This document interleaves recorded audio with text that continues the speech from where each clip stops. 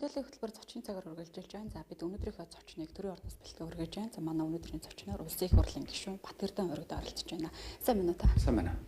За ажил тавлаг юу? Тавлаг сайхан байна. Тэгэхээр та бас өчтөр мэдээлэлд төрсэн шүү дээ. Ойн тухай хуулийн шинжилсэн найруулгын төслийн талаар мэдээллийг бас өгсөн. Тэгэхээр хуульд орж байгаа одоо шинжилсэн найруулгад нь орж байгаа гол өөрчлөлт заалтууд нь юу байгаа вэ? Өнөөгийн хүчин төгөлдөр мөрдөгдөж байгаа ойн тухай хууль маань гол үндэс суурь болж байгаа. За өнөөгийн хууль бол бас маш сайн хууль.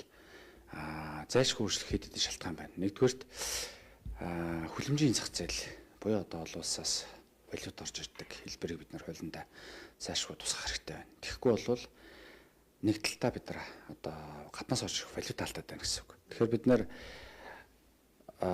тухайн тарьсан мод болгон дээр гаднаас валют оруулж ирэх боломжийг бид нар хуулинд нэгдүгээрт оруулж өгч байгаа.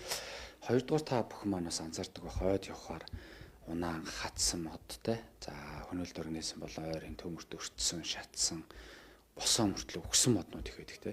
Тэгвэл энийг бид нар эдийн засгийн эргэлтэнд оруулах хэрэгтэй.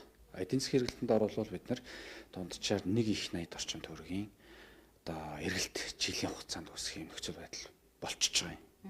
За нөгөө талдаа бид нар эдийн засгч бол харилцаа хийснээрээ нөгөө дотооддоо бид нар модон идэл үйлдвэрлэлүүдийг хөгжүүлэх зайлшгүй шаардлагууд бас байна. За энийг явуулахын тулд бид нар хэд хэдэн суур одоо концепцүүдийг оруулж өгч байгаа. Тухайлх юм бол бид нар урд нь байдг байсан. Одоо бид нар сумын менежментийн төлөвлөгөө, аймгийн менежментийн төлөвлөгөө, улсын менежментийн төлөвлөгөөтэй болж байна. Төлөвлөгөө гэдэг маань одоо маш ойлгомжтойгоор хэлбэл нэг тэзүү гэсэн үг. Тэгэхээр бид нар энд хаана залуу мод байна, хаана насжилт өндөртэй мод байна те. Хаана босоо мөртлөө өгсөн хатсан мод байна, хаана унаан гэх байна. Ханаас нь авах хэрэглээг нь авах юм. Ханаас нь одоо тусгай зөвшөөрөлтэй харилцаагаараа нөгөө модын эдлэл байт юм үйлдвэрлэл мод бэлтгэх харилцаагаа зохицуулах юм. Хаана нь ойжуулалтыг хийх юм, хаана дэлгүүр ургалтыг хийх юм гэдэг ч юм. Хаана нөгөө цөлжилтөө сэргийлэх ногоон зурвасыг хийх юм гэдэг ч юм. Энэ ажлыг бид нар менежментийн төлөвлөгөөгөөр хийхээр оруулсан байгаа. За дараагийнх нь бол манай иргэдтэй холбоотой харилцаа байгаа. Өөрөөр хэлбэл жишээлх юм бол өнөөдөр яагаад ингэж иргэд маань гэмт хэрэгт холбогдоод байгаа гэхээр намарчаа модтой газар байгаад тэндээ намар одоо авсан модоо өвлжин жишээлбэл цулгаа модгүй газар бай гэж бодъё. Тэгвэл тэр хүн чинь галт улж амьдрын шүү дээ. Тэгвэл намарчаан дээр авсан модоо өвлжөөргөө зөөж явж байгаад гэмтэрт болчиход байгаа. Яг тэгэхээр нөгөө гоожин гэдэг зүйл өөрөө мөнхийн хадгалаад байдгүй. Тэ? Тэгээ гоожингоо мартан алга болгоно, өргөтүүл маш болно. Тэгээ гоожингүүгээд торгодог, ялц юм өгдөг энэ асуудал байна. Тэгвэл бид нар цахим мэдээллийн системтэй болгоод төр нэгэнт иргэнд олгосон зөвшөөрлийнхөө дагуу ахаад иргэнээс одоо нэгтгэг баймирг байгаа. Өөрөөр хэлбэл төр өөрийнхөө одоо өгсөн мэдээллийг цахимжуулах хэлбэр дээр та тэдэн сарын тэдэнд одоо гоожин авсан юм байна гэдэг хэлбэр. Нөгөө талдаа жишээлбэл нутгийн иргэд маань гоож авахын тулд заавал сумын төв явдаг. Энэ харилцааг бид нар шууд халж байгаа. Гэртээ сууж байгаад утсаараа шууд гоожингоо аваад намарчсан дээрс аварч аргач юм уу эсвэл өвлжөр өгөөч юм уу хаашаач байд ингээд модод тээвэрлэх тохиолдолд байвал тэндээсээ шууд одоо тээвэрлэлт гэдэг зөвшөөрлийг авах цагмаар аваад явцдаг ийм хэлбэрүүдийг бид нар бас оруулж өгч байгаа. За өнөөгийн зөвшөөрлийн тухай хуультай зөрчилдсөн харилцаа байгаа. Тэгэхээр бид нар ийм хууль нийцүүлэх харилцааг бол хийж байгаа гэсэн үг. Өөрөөр хэлбэл 2012 оны хууль шинжилсэн найруулга явьж байгаа энэ тухай хууль бол байсан. Одоо бол зөвшөөрлийн хууль чинь бол 2023 оны хууль гэхгүй. Тэгэхээр ингээ хоорондоо зөрчилдөөнтэй байгаа. Энэ зөрчилдөөнийг бас бид нар байхгүй болгож байгаа. Ер нь бол засгийн газраас тэр баримталж байгаа зарчим зөвшөөрлийг иргэдтэй илүү их тийм нээлттэйгээр олгоё гэдэг зүйлийг яриад байгаа шүү дээ. Тэгэхээр яг одоо мөрдөгдөж байгаа хуулиас болоод иргэдийн эрх зөрчигдөд байна гэж таасан ярьж штэ тий. Тэгэхээр энэ шинжилсэн найруулгад одоо зөвшөөрлөөс гадна өөр одоо иргэдтэй ээлтэй ямар зүйл залтууд тусгагдж байгаа юм.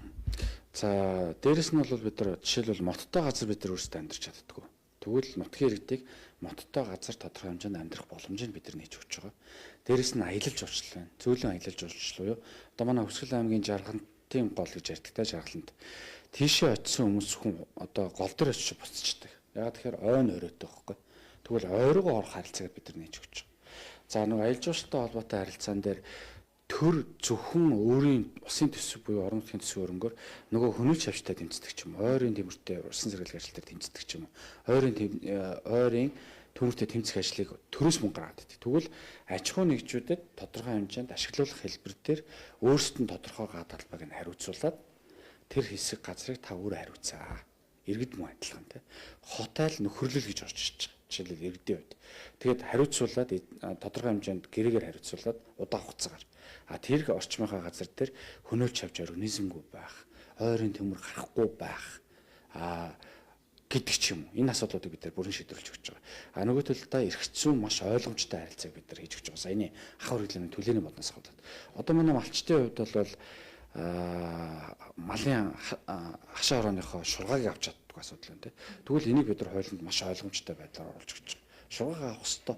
Аваад бид нар ямар харилцаагаар яаж зохицуулах вэ гэдэг зохицуулт нь өнөөдөр байхгүй учраас энийг бид нар зохицуулж өгч байгаа. Оюун дагалт баялагтай холбоотой харилцаа байна. Оюун дагалт баялагтай холбоотой харилцаан дээр өнөөдөр үйл ойлголцол байгаагаас улбаатай. Ер нь бол ямар ч мэддэхдэггүйгээр шууд очиж авахтаа гал дүмөр гаргах эсвэл одоо илүү их хэтрүүлж байгальд нь үлдээхгүй байх юм. Маш олон харилцаанууд ойлгомжгүй түүнээс улбалаад гэмт хэрэгт холбогдлох нөхцөлүүд байгаад. Энэ өөрөө хуулийн хэрэгжилтийн хяналт тавьж байгаа төрийн байгууллагуудад бас маш хүнд байдаг. Нөгөө талдаа айл бол хүндүүлэх нөхцлөөр авал эргэн гэмтэргээр шийдвэрлэж гээд идэх те. Тэгвэл иргэд рүү бид нар айлуулах ээлтэй байх. Тухайн газар нутагт амьдарч байгаа иргэд маань ойтой газараа аятаа тухтай амьдрах боломжийг бид нар бүрэн дүр нээж өгч байгаа. Тэгээд масны тухай хуулинд нөгөө хотайл гэдэг нэр томьёол орсон шүү дээ. Тэгвэл дараагийн удаа хэрэглэж байгаа маань энэ ойн тухай хуулийн дээр хотайл гэдэг нэр томьёолыг бид нар бүрэн ашиглаж оруулж байна. Нөхрөл гэдгийг оруулж байна. Тэгээд засаг сумын удирдлагуудтайгаа яриад тухайн ойн санг бол тодорхой хугацаагаар одоо гэрээний хүрээнд ашиглах боломжийг бид нар нээж өгч байгаа гэсэн үг. Уул нь хуульд бол тов тодорхой заагаад өгсөн байдаг шүү дээ нэг одоо иргэн одоо ашиглахдаа унсан шургааг модыг илүү ашиглана гэдэг заалтыг байгаад байхад зөрчөөд илүү залуу модыг тайраад тулгаагаар аваад явах тохиолдлууд нэлээд гараад байгаа. Тэгэхээр хуульд энэ тал дээр одоо бас хариуцлагыг өндөржүүлэх шинжилсэн найруулга орох уу? Яг гоо иргэд маань ороод тэгээд аваа явдаг харилцаа бол маш бага штэ. Ер нь бол тухайн газар орон нутагт амьдарч байгаа иргэдийн маань хувьд бол бараг байгаль хамгаалагчийн чиглэлд гүйцэтгэдэг. Өөрөөр хэлбэл манай энэ арын ойроо хэн орж ийн, юу авч ийн, тэ яагаад гарч ирэхгүй байна? Яагаад төмөр гарч ивч юм? Эсвэл хүн орж явахад нь танихгүй амтан байвал за та нар гал тавьчих, төмөр тавьчих юм тийм бүх харилцааг зохицуулж идэг харилцаа байдаг. Залуу модыг унгаалагтай холбоотой харилцаа бол нэг талтай мэргэжлийн байгууллагууд гэдэг байгууллагатай холбоотой харилцаа. Бид нар одоо бодит кейсүүдийг мэднэ л дээ. Би одоо байгууллагын сайдаар ажиллаж байсан учраас цэвэрлэгээ нэрээр ороод залуу моднуудыг тайрж унгаачаад жилийн дараа цэвэрлэгээ нэрээр буцаагаад авдаг нэг хэлбэр байна. Нөгөөх нь тодорхой ойн санг ингээд хариуцуулчих. За энэ ойн сангаас та нар ингээд цэвэрлэгээ хийгээрэй гэд. Гэтэл нөгөө мэргэжлийн байгууллага маань ороод цэвэрлэгээ хийгээд нөхөн тарилтаа хийж амжиттгүй тохиолдлууд байна. Хоёрдугаар ойн санг хариуцуулчихаар компанийн нэр дээр тусгай зөвшөөрлөн гардаг учраас тэр тусгай зөвшөөрлийг компанитайгаа цуг бусдад зарах тохиолдлууд байна.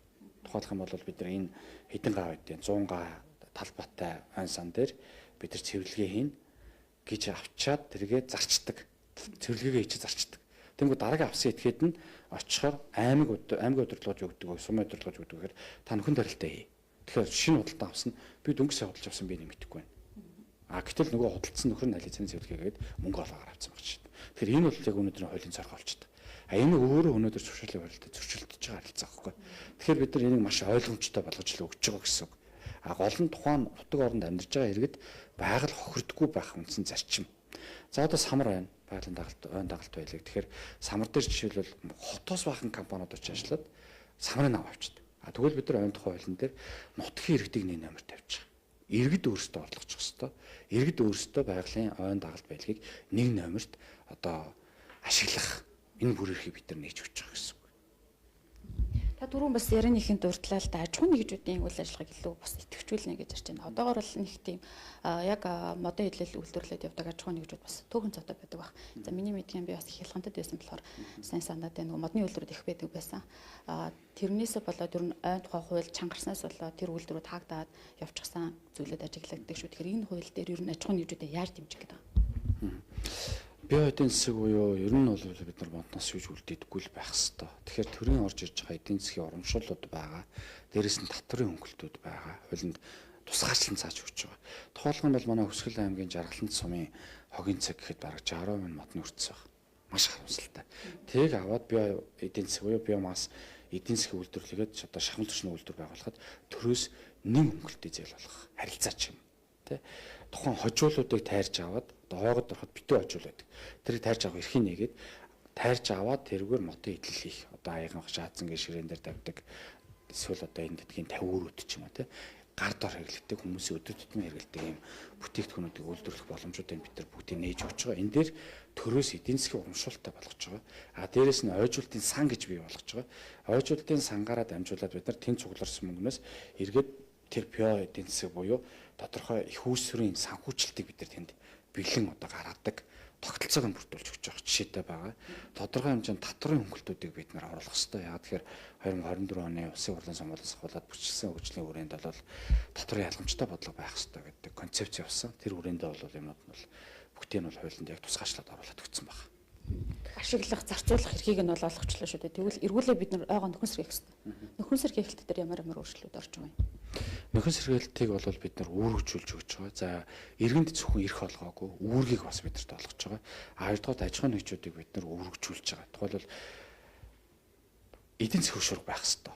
Тэ нөхөн сэргээлт гэдэг бол нөхөн тарилт гэдэг бол эдийн засгийн хөшүүрэгтэй байх хэрэгтэй. Тэгэхээр мэдээж цэвэрлэгээ хийж байгаа нөхөн тарилтууд бол хийгдэнэ. А нөгөө талдаа шинээр мод тарьж байна. Энэ бид нар тармилаа гэж оруулж ирж байгаа. Тармилаа. А бид нар энд ойн тухай хуулинд хамгаалтын бүсийн ой, ашиглалтын бүсийн ой, тусгай зориултын ой гэж 3 ангилж байгаа. Агуулж бол 2 ирсэн. Тэгэхээр бид нар хамгаалтын бүсийн ой дээр бол нөхөн тарилтууд ихэд тэнд ямар нэг одоо эдийн засгийн урамшууллын харилцаа бол одоо байхгүй нэг талтай. Яагаад тэгэхээр ойгоосоо модоо аваад буцаагаад тарилт хийгдэж байгаа учраас тэнд тооцоод их хэцүү одоо карбон нэг ч юм те.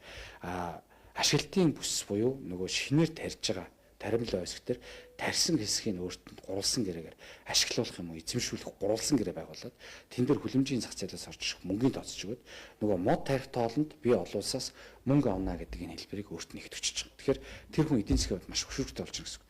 Тарьсан мод болгондоо авж байгаа мөнгө нь жил болгон өснө.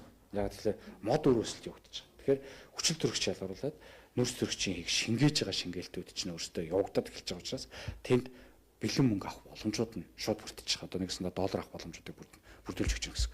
Энэ өөрөө нөгөө тэр хүн мод үндэсний хөтөлбөрийн хүрээнд ойжуултыг хэлэх тий энэ боломжийг бид нар аль биесээр шууд хийж өгч байгаа гэсэн үг болно. Тэгэхээр нөхөн тарилт хийх ёстой, нөхөн сэргээлтийг хийх ёстой. Энэ дээр олон улсын зах зээлээс мөнгө авч өгөх боломжуудыг нь бүгдийг нээж өгч байна. Дээрээс нь тухайн одоо тоног хөрөмжч байт юм уу? Тодорхой нэг хөнгөлтөй болон хөнгөлтөй зээлд хамрагдах боломжийн төрөөс шууд олгоод өгч байгаа. Гуравдугаарт бол нөгөө ойжуулалтын сангаас орж ирсэн мөнгнөөс буцаагаад мөнгө өгдөг хэлбэрийг бид нар тэнд зоогоод өгч байгаа. А дөрөвдүгээрт бол яг зүгээр бид нар менежментийн хувьд бол төрийн менежмент, хамтын менежмент, төр хувьчлалын менежмент гэдэг юм харилцаануудыг бид нар аль биесээр оруулж өгч байгаа. Мэргэжлийн байгууллагуудын үйл ажиллагааг та нар байхгүй болох гэдэг ингээд хүмүүс маань уурлаад байгаа. Ер нь бол эрх ашиг нь хөндөгдөж байгаа хүмүүс бол тэд нар мөн үгүй л мөн. Гэхдээ хуулинд мэргэжлийн байгууллага гэдэг үйл ажиллагааг өнөөгийн хуулинд тодорхойлж өгөөгүй. Зөвхөн зөвшөөрлийн тухай хуулийн дээр мэргэжлийн байгууллагын үйл ажиллагаа гэж томьёолсон. Гэтэл мэргэжлийн байгууллагын үйл ажиллагааг тодорхойлж өгөөгөөс улбаатай тусгай зөвшөөрөл авч байгаа субъектүүдийг мэргэжлийн байгууллага гэж нэрлэдэг л хиллэг бий болсон байхгүй. Яг энэ хиллэг өнөөдөр ойн тухай хуулийн дээр байгаа. Ойн тухай хуулийн дээр. Өнөөгийн хүчин төгөл төр мөрдөгдөж байгаа энэ хуулийн дээр мэргэжлийн байгууллагын хийх ажлыг бид нар 7-гийн 1-ээр ой тоолгоо зохион байгуулалт 17-гийн 3-5-аар ойн хоёрын төмрийн гаралт хөнөөлж авч өвчнөд тархалт бол ойн баялагын судалгаа 28-ийн 1-ээр арчилгаа цэвэрлэгээ 32-ийн 4-оор ойн нөхөн сэргээх хөгжүүлэх ажлыг оролцсон. Тэгвэл бид нар шинэ хуулийн төсөл дээр 49-р зүйл дээр 49.2 буюу мэргэжлийн үйл ажиллагаа явуулах дарга төрөлтэй байна гэдэг ой зохион байгуулалтын тооллого, ой жуулах, ой нөхөн сэргээх, ой хөнөөлт организмын судалгааг тэтгэртэй тэмцэх, ойн төлөв байдлыг сайжруулах оролцож. Тэгэхээр энэ мэргэжлийн байгууллагын чиглэлийн үйл ажиллагаа мөн болчихж байна уу? Мөн болчихж. Хуучин мэргэжлийн байгууллагын үйл ажиллагааг тодорхойлоогүйс улбаатай эдгээрийг хийхээс гадна мэргэжлийн байгууллага нөгөө ойн дагалт байлагтай холбоотой асуудлууд, нөгөө мод бэлтгэлтэй холбоотой асуудлууд хууль бусаар ордог байсан. Хуулийн зөрчил байсан гэсэн. Тэр нь өөрөө зөвшөөрлийн тухай хуулийн дээр 1.29 1.30 гээд заагдсан байдаг. Энэ дөрвөөс гадна хэрвээ та мод бэлтгэлийн үйл ажиллагаа болгож байгаа бол мэргэжлийн байгууллага уул нь бол зөвшөөрлөө дахиад тусгай зөвшөөрөл авах хэрэгтэй харилцаа байхгүй. Гэтэл тусгай зөвшөөрөл авахгүй хэлбэр дээр явж исэн нь өнөөдөр хуулийн зөрчил байсан. Энэс улбаатай аливаа гэмтэрт холбогдох асуудлууд жишээлбэл байсан гэсэн. Тэгэхээр бид нар энийг бол нэг тадармаар ингээд бүтэн гаргаж шийдэд өгч байгаа. Маш ойлгомжтой болгоод. Тэгэхээр мэргэжлийн үйл ажиллагаа гэдгээр тусгай зөвшөөрөл авна. Тэр нь мэргэжлийн байгууллагын хийх ёстой үйл ажиллагаа болж ийн гэсэн үг. Хэлбэр нь яг адилхан. Нөгөө талдаа яг зүгээр одоо тэр эмүүжин гэдэг юм уу хэсэг босгоо нөхдүүд бас ингээд юм бичээд байна лээ. Одоо бүгдийг ингээд зөвшөөрөл болгоод ойргоо дураар ороод бүх юм хийдэг боллоо гэх тийм ерөөсөө багхгүй. бүгд тусгай зөвшөөрөлтэй хэвээрээ буюу өнөөгийн өвчин төгөлдөр мөрдөгдөж байгаа зөвшөөрлийн тухай хуультай холбоотой харилцаа, ойн тухай хуулийн дээр одоо холбосон харилцаанууд бүгд хэвээр үргэлжилж байгаа. Тэгэхээр худал мэдээллийг бас одоо эмэгжин гэдэг юм уу тэр бусад хүмүүсийг бол тараахгүй түүнд бол автахгүй байхыг бид нар бас хүсэж байгаа. Ди парламент одоо олон нийтэд нээлттэй тавьдаг болсноор тухайн хууль боловсруулагдахаас ахуулаад ди парламентаар барилдаг санал өгөх бүр эрэхтэй. Өргөн баригдсан ч ди парламентаар байж байгаа эцсийн батлагдах процесс хүртэл санал авч байгаа. Тэгэхээр энэ бүхэн бол нээлттэй байгаа гэдгийг бас эцэст нь хэлмээр. За баярлалаа. Бидний урилгыг хүлээн авч бидэнтэй харилцсан танд баярлалаа. Таны ажилд амжилт хүсье. За маш их баярлалаа.